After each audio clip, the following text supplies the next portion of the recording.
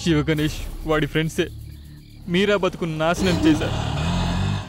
Hello అన్నా, నేను నాగిని మాట్లాడుతున్నా. ఇక్కడ మ్యాటర్ చాలా సీరియస్గా ఉంది అన్నా. వాళ్ళు అక్కడికే వస్తున్నారు. వాళ్ళని బ్రిడ్జ్ దగ్గర పట్టుకొని అక్కడే చంపేయండి అన్న. ఇక్కడ మ్యాటర్ అంతా నేను చూసుకుంటాను, నువ్వు వాళ్ళని వదలొద్దు. సరేనన్నా, ఉంటానన్నా. ఓకే. శివగణేష్ వాడి ఫ్రెండ్స్ ఒక్క మీరానే కాదు, చాలా మంది అమ్మాయిల్ని రేప్ చేసి చంపారని తర్వాత తెలిసింది. అప్పుడు ఈ హత్యలన్నీ చేసింది శివగణేషే. ఓకే, అవును, శివగణేష్ ఎలా చనిపోయాడు? నటరాజు వాళ్ళ వైఫ్తో కలిసి శివగణేష్ని చంపడానికి ప్లాన్ వేశాం.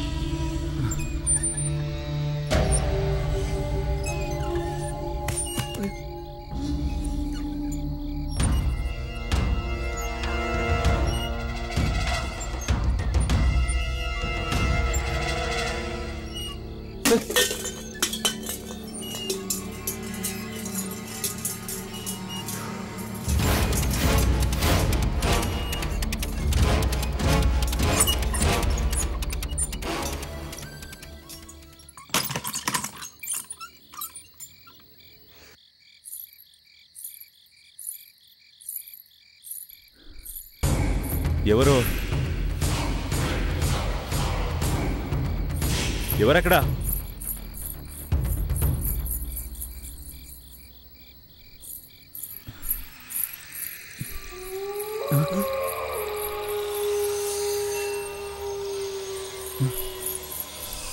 ఎవరో? ఎవరదే?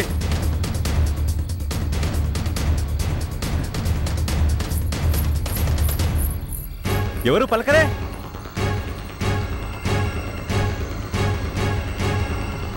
ఎవరో?